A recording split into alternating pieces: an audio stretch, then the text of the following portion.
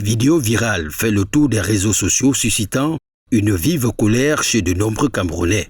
Des jeunes hommes habillés en treillis administrant un traitement inhumain à un semblable qui, visiblement, se demande ce qu'il a fait pour mériter un tel acharnement.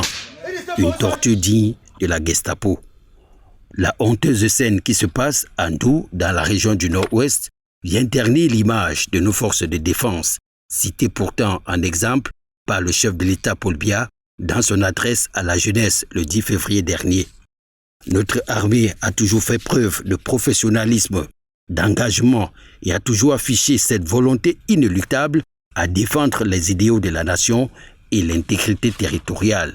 Mais force est de reconnaître que dans les rangs de notre armée se trouvent de plus en plus des éléments incontrôlables qui se livrent à des exactions condamnables. C'est le cas des auteurs de cette barbarie de Ndou. Torturer ainsi un civil à main nue est un acte insupportable, condamnable.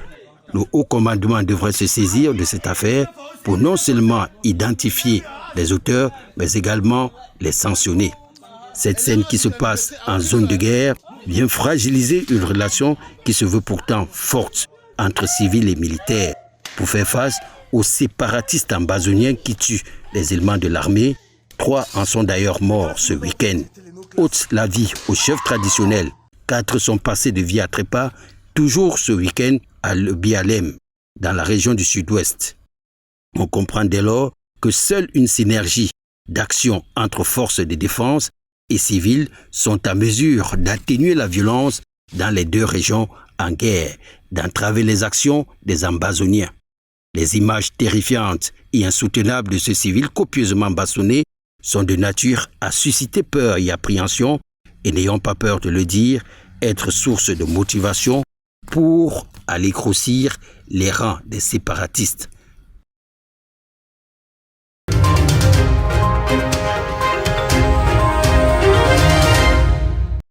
L'élite de l'armée camerounaise a toujours de la côte auprès de la jeunesse de l'extrême nord. Ces 1170 têtes bien rasées, le record national nourrit ici le même rêve, celui d'intégrer les rangs du bataillon d'intervention rapide.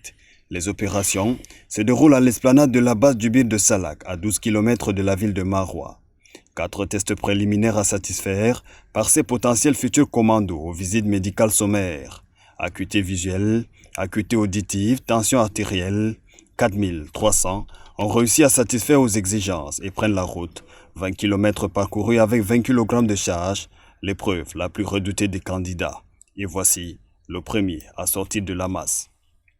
Des mains du gouverneur de la région de l'extrême nord, satisfait du processus, il reçoit son cutus et admis à continuer l'aventure. Très intéressant. Chaque Camerounais à son niveau devrait défendre la patrie. Nous sommes ici dans la région où il y a la guerre contre Boko Haram et ceci ne peut que nous rassurer. La suite, c'est avec une course de 10 km sans charge, marche poteau sur une distance de 4 km. Au final, une visite médicale approfondie. À chacune des étapes, des récalés. Plus de place pour les fraudeurs au sein du bataillon. Nous avons enregistré 9 cas de fraude. 9 cas de fraude c'est 8 cas, autant pour moi. Ces 8 cas ont été décelés au sein des 200 premiers. C'est différentes couleurs dans un plastique et il les garde par devers lui. Et il se met à une certaine distance. Il observe les premiers qui arrivent. Quand ils arrivent, si c'est le bleu, il perce le bleu avec les dents. Mais vous avez vu, c'était avec le spray au niveau des lèvres, c'était aux oreilles. À côté de ce tableau, le processus s'est déroulé sans anicroche. Quelques cas de pathologie sont enregistrés, mais très vite pris en charge par des équipes déployées sur le terrain. Nous avons reçu 45 candidats qui ont eu des pathologies diverses. Les cas les plus graves sont 4 cas de traumatisme, dont 2 fractures du fémur, 2 fractures des os de la jambe, un cas de détresse respiratoire qui est en train d'être évacué à l'hôpital régional de Maroua. Après 4 jours de travail, la commission en charge de recrutement a bouclé l'étape de l'extrême nord qui a fait parler son potentiel démographique. Au terme de l'opération, seuls 2200 feront partie des recrues.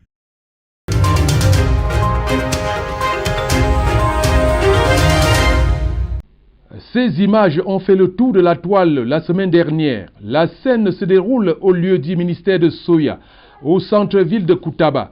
L'homme désillusionné et malmené au sol se serait attaqué à une police sanitaire de la commune de Koutaba et l'a assommé sur le front à l'aide de la clé à roue alors qu'il était en service. Mohamed Bekom ne s'est pas laissé compter. Nous l'avons rencontré. En ville, j'ai trouvé un TSC en train de racoler. Je le poursuis, je lui mets le sabot. Il me dit que je prends 500 et que je ne prends pas l'argent. La voiture, si ça part à la mairie. Il me demande que il te donne 2 minutes que tu enlèves ça. Que si je n'enlève pas, il dit qu'il va me faire mal. Quelques-uns de ceux qui ont semblé supporter le transporteur sur les réseaux sociaux ont refusé de s'exprimer. Pourtant, l'action de la police sanitaire est reconnue et saluée ici à Koutaba. Parce que pour lui, l'agent communal, c'est quelqu'un qui connaissait, il ne pouvait pas l'arrêter. Il fallait que ce soit des vrais militaires pour l'arrêter. Il est passé en ville là, c'est tout à fait normal parce qu'il est parti empêcher de racoler en ville. Et ce chauffeur qui était là, c'est un type très brut. La commune de Koutaba est traversée par la nationale numéro 6. Sa gare routière est souvent embouteillée du fait des racoleurs et autres stationnements abusifs, source des accidents enregistrés sur ce tronçon. La police sanitaire semble avoir été la solution à ce désordre urbain. À part l'incident qu'il y a eu la fois passée, il n'y a jamais eu un incident. Quand vous arrivez dans la ville de Koutaba, vous voyez que la ville de Koutaba est propre. C'est très propre là, au niveau de la route, parce qu'ils ont dégagé la route. De cette situation a aussitôt jailli des interprétations politiques allant jusqu'à réveiller un démon exorcisé. La confusion entre la police municipale et la police sanitaire. Le maire de la commune de Koutaba, Ibrahim Koutabtou, a tenu à apporter quelques précisions. Les règles applicables aux communes, dans son article 92, qui dit que, en l'absence d'une police municipale, le maire peut former un service d'hygiène de la police sanitaire. C'est bien précisé. Nous l'avons fait, nous basant sur cette disposition. Et si aujourd'hui, un membre, un élément de la police sanitaire venait à être agressé en ville par un racoleur, je crois qu'il faut qu'on dise la vérité. La solution au désordre urbain a été toujours une épreuve de muscle. Koutaba n'en fera pas exception. Bien sûr, les dérapages des agents communaux ne sont pas tolérés s'ils sont constatés.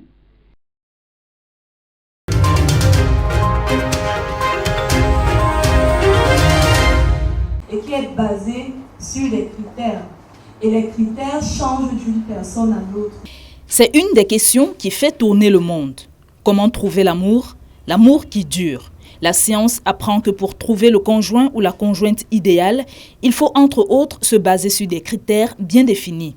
C'est important de mettre en contenu, de dire clairement quels sont ses objectifs lorsqu'on prend une décision, par exemple la décision de se mettre en couple, et qui est basée sur des critères.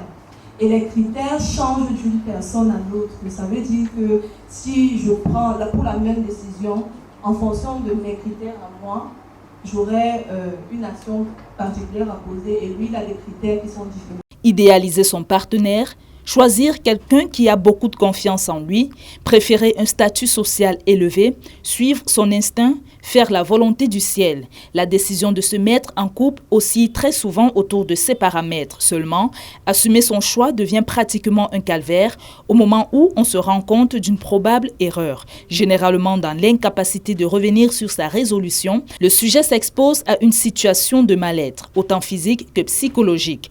Mûrement réfléchir sur pourquoi avoir un copain ou une copine, un époux ou une épouse, sans toutefois bouleverser son bien-être, est la raison de la tenue à Yaoundé d'une causerie participative. À quelques jours de la Saint-Valentin, qui est l'occasion pour chacun de nous d'exprimer son affection, son amour et son attachement à un être cher, c'est une opportunité pour certains de révisiter leur engagement envers leur conjoint. Et pour d'autres, de faire le choix d'aimer, de bâtir un avenir commun avec l'élu de son cœur. Chacun de nous dans cette audience sereine, à coup sûr, marqué d'une situation personnelle. Avoir un compagnon ou une compagne en amour, c'est bien, mais être avec la bonne personne, c'est mieux, sans oublier que l'amour est aussi un imaginaire, pas toujours rationnel.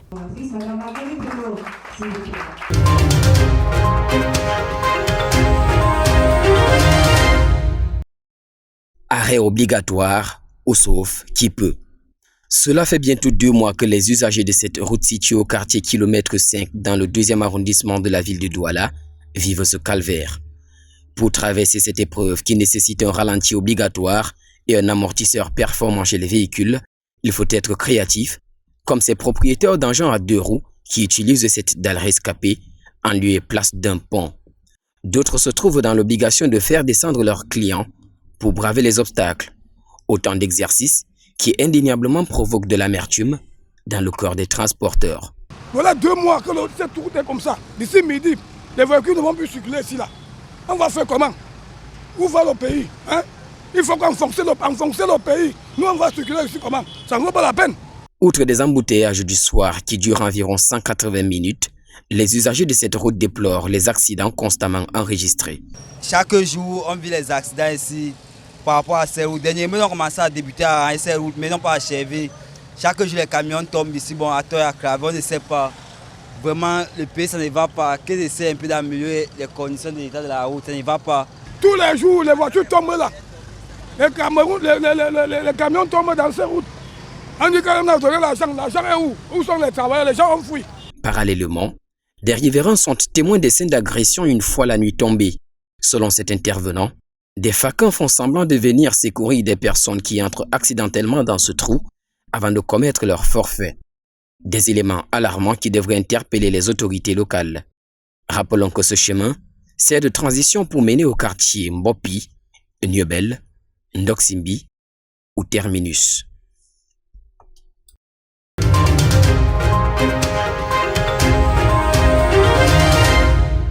La ville de Garigombo, dans le département de la Bumba-Ngoko, région de l'Est, dispose déjà d'une station-service des produits pétroliers.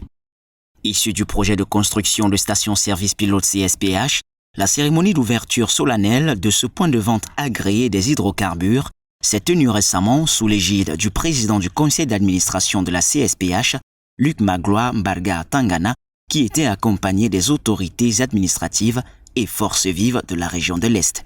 Comme vous le savez, le président de la République a placé son curseur sur le signe du développement local et de l'amélioration constante des conditions de vie des populations. La preuve, par l'exemple, en est donnée. À l'arrière-pays, il est important que les gens puissent bénéficier des conditions quasi similaires à celles des gens qui vivent dans les villes. La mise en service de cette station est venue changer quasiment la vie des populations de la localité de Garigombo.